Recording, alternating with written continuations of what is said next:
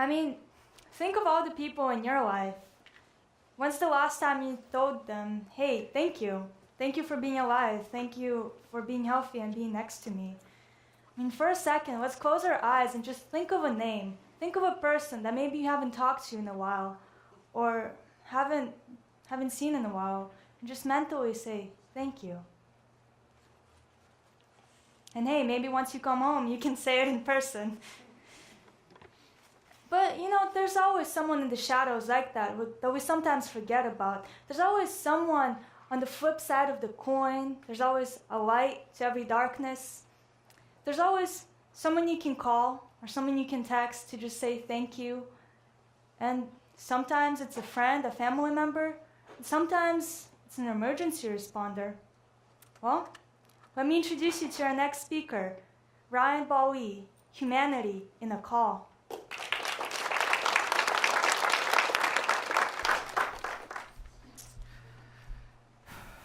So, this is a story that would define me, who I am as a person. Unfortunately, growing up, my parents had their habits. They were heavily into drugs, heavily into alcohol, and they both had temper issues. So, one night when I was about 5 years old, my brother was staying at the house because he'd come over on weekends. And my dad just unfortunately drank too much that night, got in a fight with my mom, and he hit my mom. Broke her nose. She called 911. I remember hearing some commotion and walking out of my room, and there was this just larger than life character, or man, standing right in front of me. He turned around, and it was a police officer. He got down on one knee. He's said, everything's going to be all right. I was 5 years old, didn't know how to feel. Didn't know what was happening.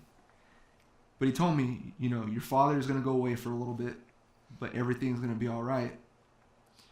He gave me a hug, and he gave me a sticker. A little San Jose PD junior badge sticker.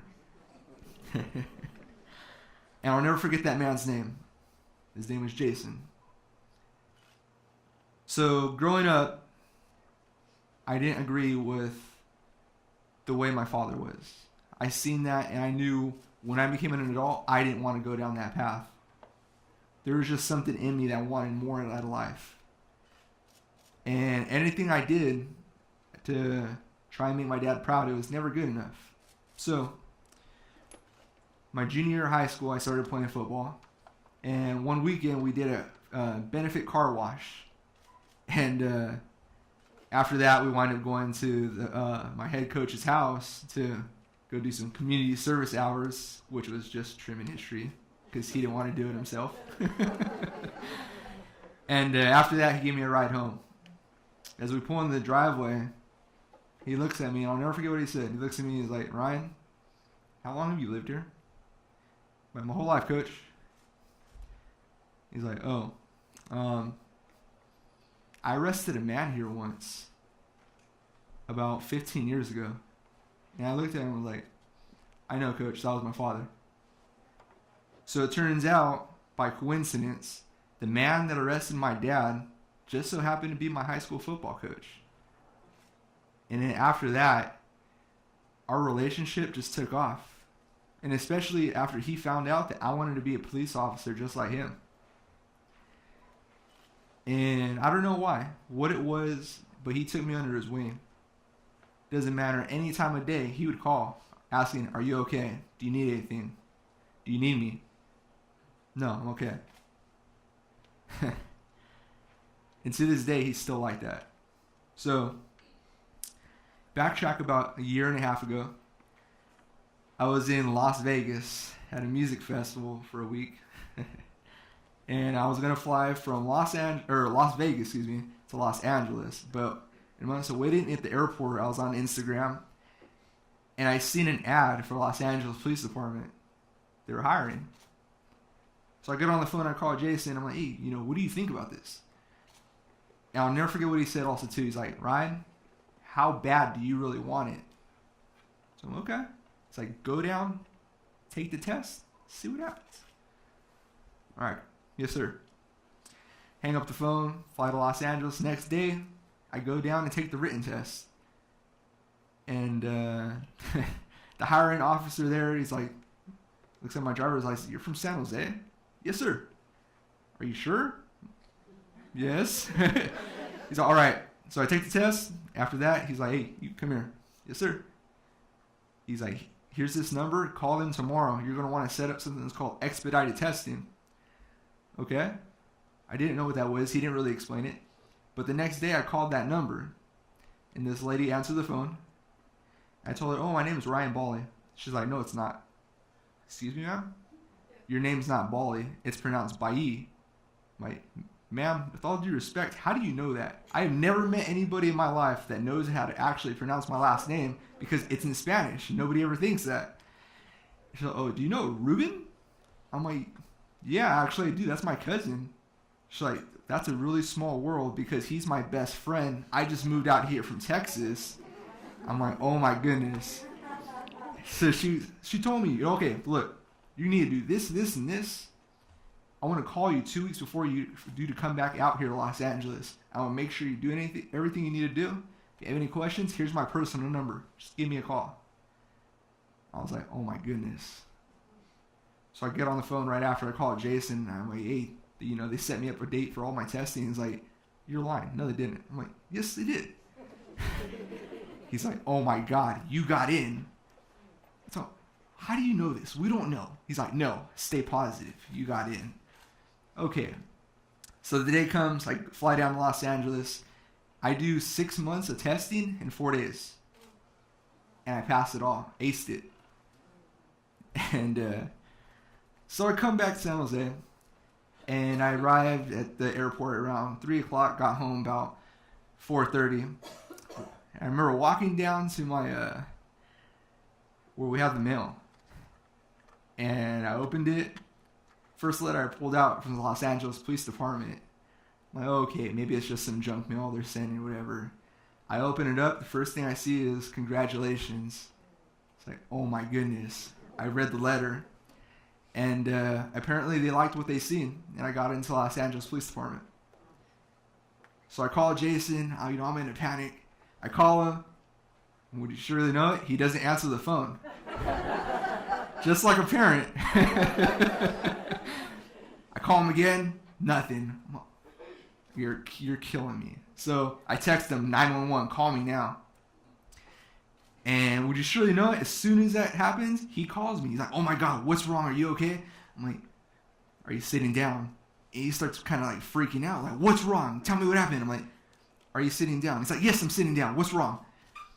I'm like, got a letter from Los Angeles. So, okay, what did they say? Because he thought it was junk mail too. I'm like, I got in. And there was just a pause there. And he's like, no, you didn't. I'm like, Jay, I got in. And I read him the whole letter.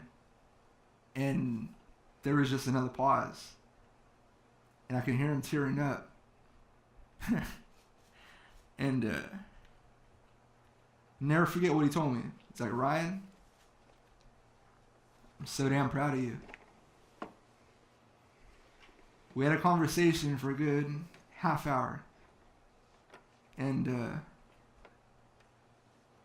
that conversation was just so powerful, so emotional. I'm like, okay. You told me, you know what? Your time's up.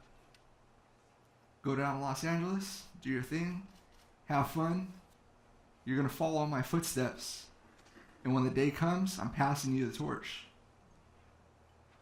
Okay. So I make all the phone calls, I let everybody know, and everybody was so excited. So the last person I called was my dad. Just to give him that courtesy phone call. So I call him, hey Dad, just want to let you know, I got into the academy. I'm going to LAPD. So, oh, that's cool. Oh, that's cool for your dad to tell you. Oh, that's cool for something. Your kid just got into the premier law enforcement department in the United States. Oh, that's cool. But you know what? That didn't matter to me. It hurt a little, but it didn't matter because I got the acceptance from the only person that I wanted it from. The only person that mattered was my mentor, my high school football coach, my boss, the person I call my stepdad. That's Jason. So I get my start date, the date before I was leave. I was actually still at my job. I cut it kind of close because I didn't want to, be out there without any money or anything like that, even though I was going to be staying with family. But before I left, me and Jason were supposed to go out to breakfast. Just like a parent again, he kind of flaked out and didn't make it because he had to go work, but that's all right. But we're on the phone, and I asked him if he'd make me one promise. I asked him no matter what happened, where he was at, if he would do me the highest honor of my young career and pin my badge to my chest. And he started crying again, which was kind of funny. Make fun of him every now and then about it. Went down to Los Angeles. Unfortunately, the very few things that I said I would come back for actually happened. And I had to resign and come back. And the same week there, I was pissed off. I was angry at the world because I got something I finally wanted, and it was taken away from me. Then the phone rings. Who is it? It's Jason. Pick up the phone. He's like, look, I know you're hurt, but I never wanted you to leave. What are you talking about? You said you were so proud of me that I did stuff that you couldn't even do? It's like, yeah, that's right. But I never wanted you to go. In case something happened to you, I couldn't be there in 2 minutes. Yeah, it's amazing. Los Angeles Police Department, they got all the bells and whistles. Have fun out there. But you're not home. You're not in the community that knows you. Whether it's the South San Jose, East San Jose, downtown, wherever. Everybody knows who you are because of what you did in the community. Because of the jobs that you used to do. Because, it doesn't matter if you're a gang member or you're the CEO of a company. You treat everybody with that respect. That it's always, good morning, sir, good morning, ma'am. And that's who you are. You say you want to be a cop, but no, you're not going to be a cop. You're going to be a police officer. Because it takes a special type of somebody that cares about humanity, that's willing to do whatever it is for his fellow man to make the earth a better place. And that's you. To even be a better police officer than I ever was. I'm like, yes, sir. I don't want to hear none of that, I'm not there no more, this or that. Put the boots back on, start running again. Let's go. Because LA was cool, but you belong in San Jose Blue. The same uniform I ran, the same car that I was in, you belong in. Yes, sir. I don't know what it was. I don't know why this man has done more for me than anybody else in my family would ever even imagine doing. But he has. And I'm so grateful for him. And time again, we'll talk about it. And he'll start crying because he's a crier. That's okay. But he's just a proud father. Even though he doesn't have his own kids, I'm his son. He tells everybody that. And for that little sticker he gave me when I was a kid, I still have it to this day.